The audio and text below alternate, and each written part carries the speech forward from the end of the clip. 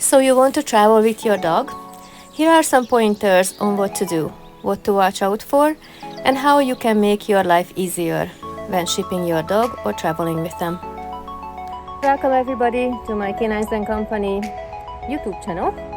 My name is Erika Rosa Atkinson, in case you haven't met me yet, and I am a dog trainer. Lived in Canada for 35 years. I also am Hungarian, so I'm on my farm.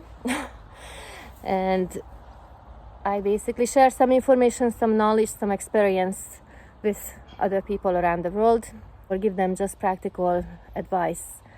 And today I wanted to speak about transporting animals, in other words, shipping.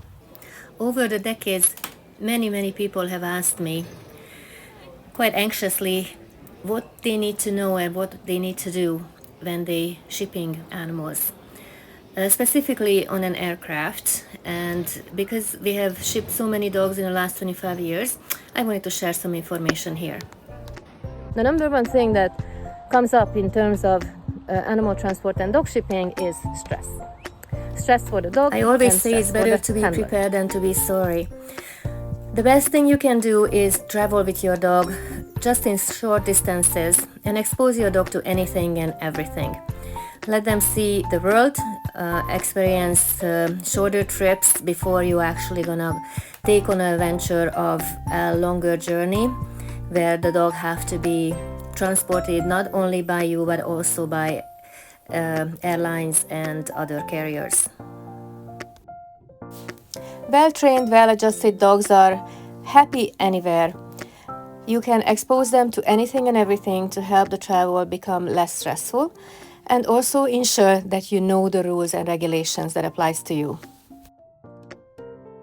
A lot of people say, I don't know what size of crate I should have for my dog. Well, what size of crate you should have is you can actually look at the regulations for cargo transport for live animals. It's written down there. Well, that's the size. And it's not about how many inches high and tall and all that, because all the kennel companies have a little bit of a different standard for measuring. And you really have to choose a crate that's based on your dog's breed. For example, a Malinois, skinny, leggy, tall, pointy ears, obviously. You don't need a big white kennel for that. You need a tall kennel for that. And those kennels are available for airplane shipping as well as in a vehicle.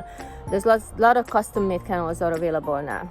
Now you also have different breeds that a lot of countries now regulate for Rottweilers, American Bullies, Pit Bulls, that kind of powerful dogs. They regulate what type of kennels they accept on an airline. So if you go to the airport with a kennel that's a plastic kennel and you put a Rottweiler in it, they're not gonna ship it. Very unlikely that they will ship it. So if you want to transport your dog officially with a cargo company, they will let you know the regulations of what type of kennel that you must either provide or you can get the kennels through them. And the kennel should be just a quick guideline for you so you have a bit of an idea. The dog have to be able to stand up straight, head up, just like it's standing on the field. And there's to be 5 centimeters has to be between the ceiling of the kennel and the top of the ear. So not the top of the head, but if there's a pointy ear dog, then there has to be about 5 centimeters space, air space. So the dog's head does not touch the top of the crate. That's the one regulation. The other one, that the dog has to be able to turn around comfortably inside the kennel. So when it's turning, it doesn't get stuck. It can turn either way. And the third specification is that the dog have to be able to lie down with the feet forward and does not touch the crate door. So it has to be a space between the dog's feet and the crate door. And the tail does not matter because that curves to the side, but between the end of the dog and the front feet, the dog has to fit in. They need to be able to lie down properly and not have to curve in their front feet. So those are the three things: the height, the 5 centimeter above the tip of the ear, for them to be able to turn back and forth comfortably and to lie down without touching the front.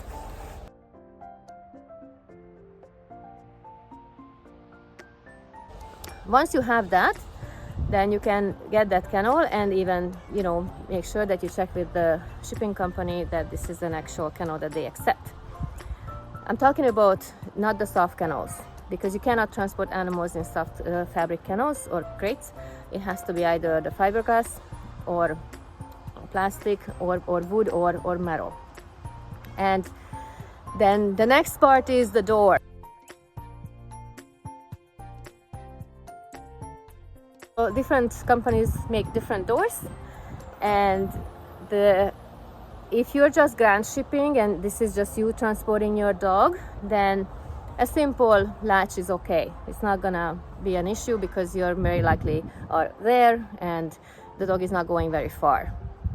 But if you shipping cargo, or if you're shipping, like let's say on an aircraft, and the dog is being checked in as luggage and goes down below the belly of the plane, now there the door matters. And it has to be a double latch door, like it has to be a secure. Either usually have the plastic covering on top so that the latch cannot just pop out. And if you don't have that, they will not take your dog. Although they zip tie the doors, they definitely zip tying the doors, but that's just an added security. The other thing that they require is that the kennel have to be bolted down. And if you see some of the kennels, they just have these clips and they don't have the screws in there. They just have the clip. And they clip. Oh, how fun, how easy. I can put it together, I can take it apart. This is convenient, great. No. The kennels need to be bolted with a screw and a bolt, and some of them already have the holes in them. And you bolt them first and then you put the clips on top of it. I usually suggest that you take the clips off, because in the airline shipping, it's one or two of them will pop off or will break off, and then you won't have it for home. So if you can help it, don't put that on, okay? Just bolt it down. And those ones are pre-hole. They already have the holes in them, and you just have to find the appropriate measure screw and bolt, and then just, bolt it down.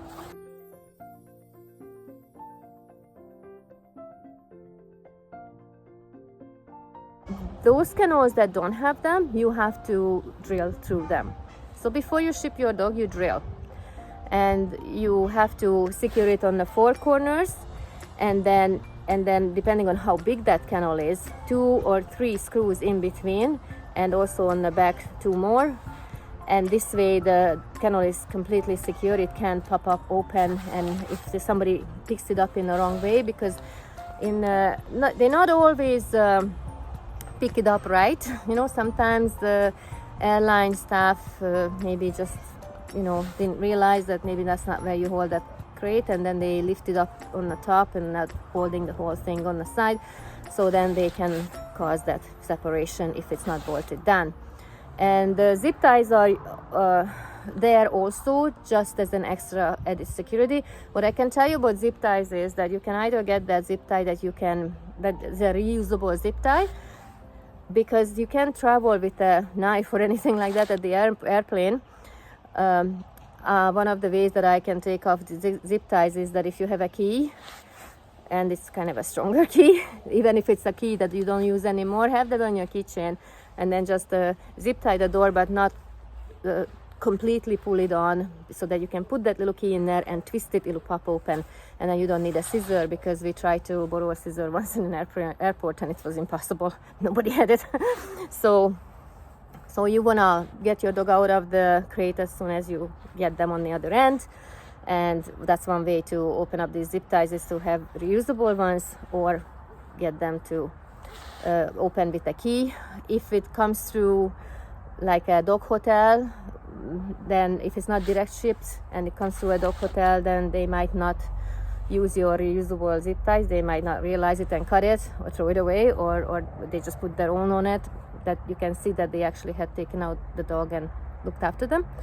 So it's always a good idea to have something on you. These are just really small things, but they do matter, and they do cause considerable commotion and stress when it's not necessary.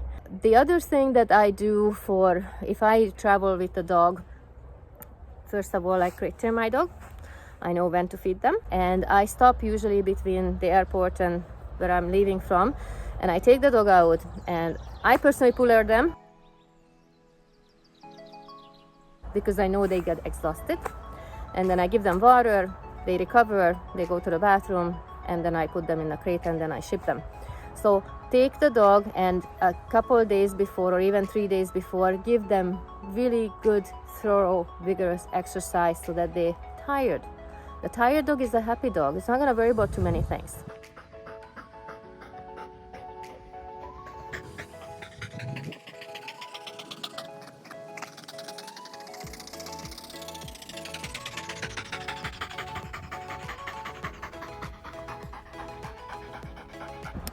Once you put the dog in the kennel and you got to the airport, then don't stress.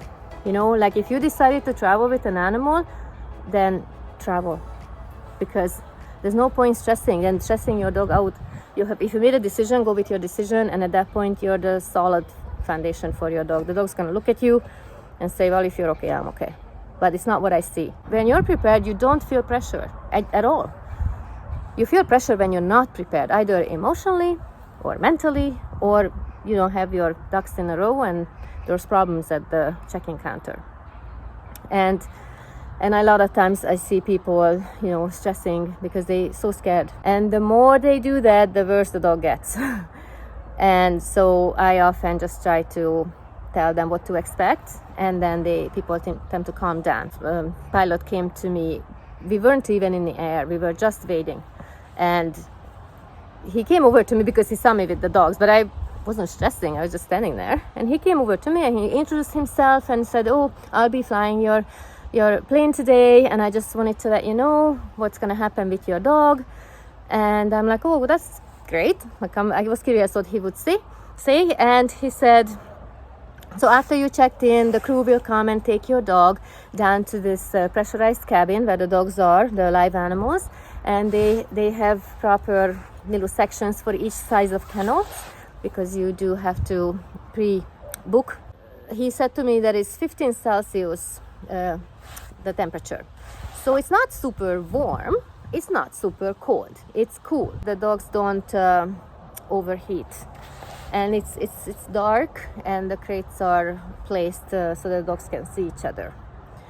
And he said once we arrive and we land, your animals will be brought up the plane first. And he said not to worry, we take good care of it. And I thought that was the only time that ever happened to me in 25 years of shipping dogs, or almost 30 now.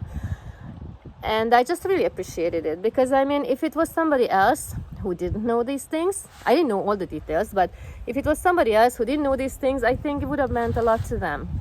And but anyways, I'll tell you, because that's what they do.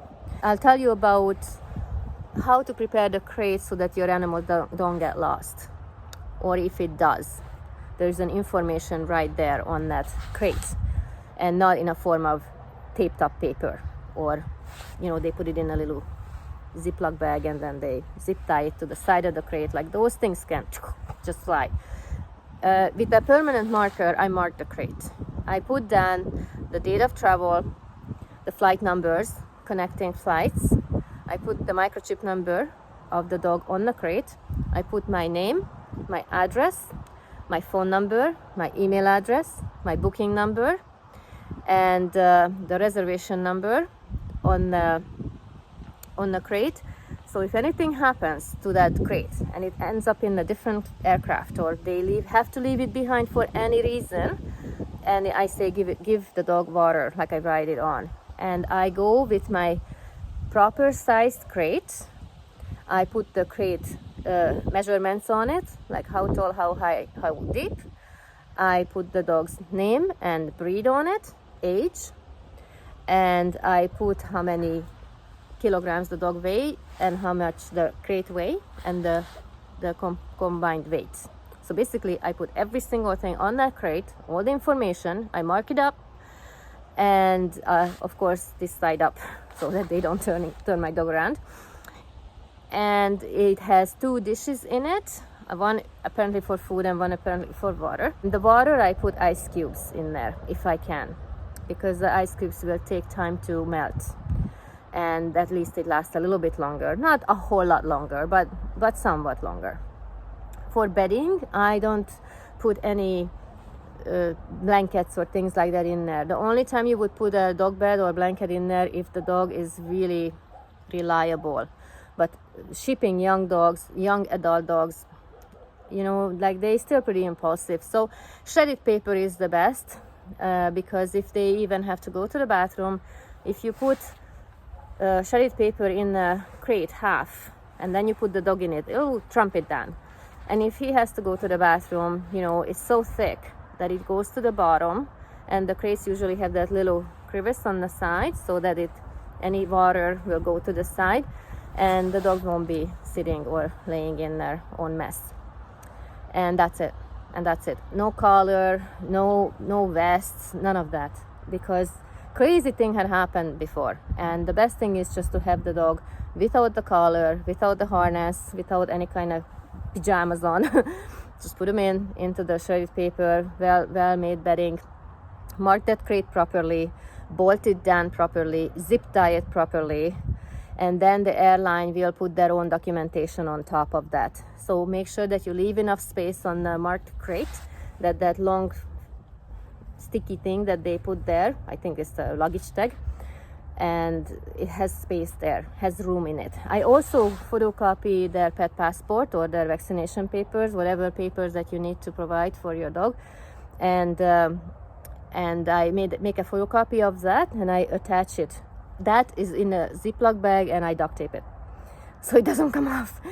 So if anything happens to this animal, people have everything. There's no questions about, well, is this dog vaccinated? Is this dog looked after properly? Who is the owner? Which country it came from? Where is it supposed to go? What type of dog it is? Like, they know everything. It's on hand, and that will help the airline deal with the situation and identify the dog much, much better. So that's another really valuable advice. The other advice I can give people who travel is that be ready and prepared when you go to the airport. When you travel with animals, you gotta be there before anybody else, and it's not always happens. Of course, we all know how it goes with the traveling, but if you can, 3 hours. Even domestic flights, be there 2 hours. And don't line up with the other people. Don't take up the space with your big cart and your luggage and the crate, and then it's just a mess, trying to go to these little hallways. Go to if the check-in counters are in a line, go to the side one, on the very, very side one. And then you either, before people start checking in, just go over to one of the check-in counter flight attendants and just say, I just would like to let you know that I'm traveling with dogs, and I'll be right on the side. Please direct me to where to go, or if you would like to come over and we can do the paperwork, I have it already for you, and if you give me the papers I need to sign, I can do them right now.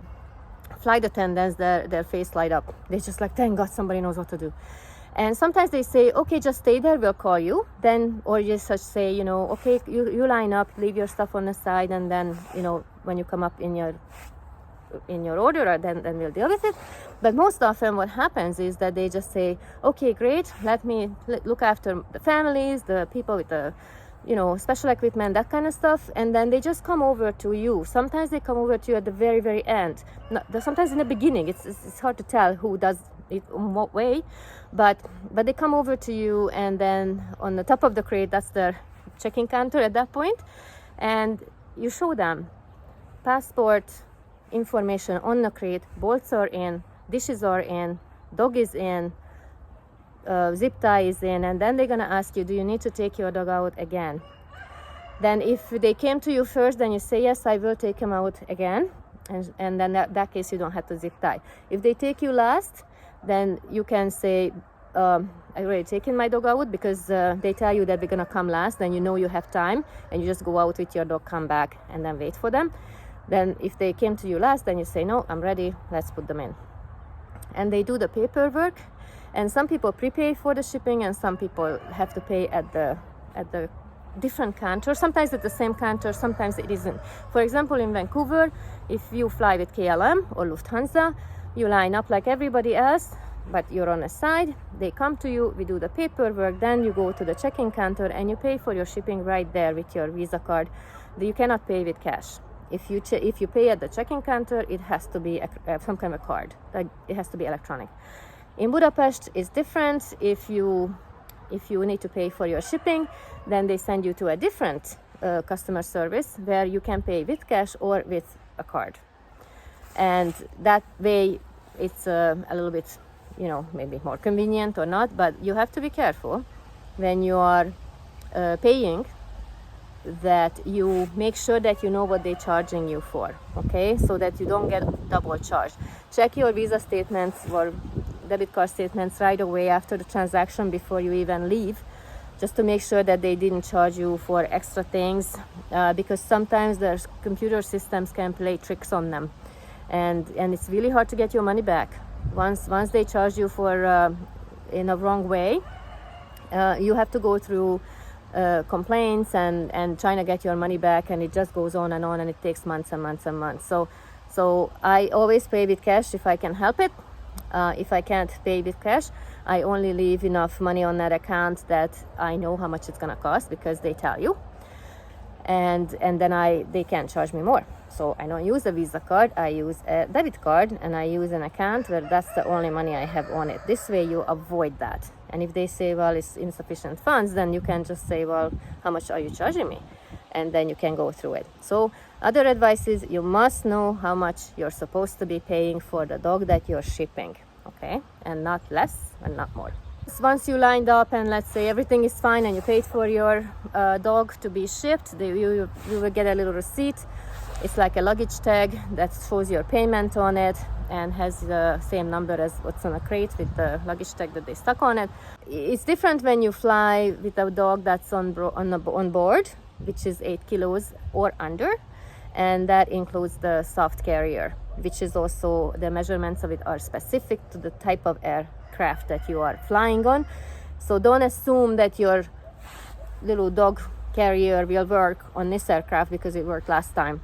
If you're flying with a different aircraft, or if they change the aircraft, you have to keep an eye on, did they change the aircraft or not? Because if it's the wrong one, make sure that your soft canal bends pretty good so that you can do this or this. But if your dog is small enough, it won't make too much of a difference.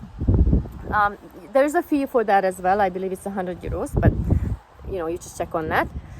And it's just a carry-on. It means that you can only have one personal item, like a purse or one something, and your dog considers to be the second. So you can't take your purse and then your backpack and then your dog, because they're gonna say that's too many. So then in that case, you shove your purse in your backpack and now you have two. So that's another option. Make sure you have a leash in your pocket. That's handy. And then you travel. You go check in, and there is a rule that the flight attendants need to notify you that your dog have been loaded in the aircraft, in the luggage area. If they don't tell you, which often they don't, because they have a million other things to do, then you wonder the whole entire time, because they've done that enough. And that the pilot actually informed me that they have to tell you. I didn't know that. Nobody tells you that sort of stuff. So if you didn't ask them and they didn't think of to tell you that your dog had been loaded, then the whole entire time you're flying, that 9-10 hours, you're just hoping that the dog is there.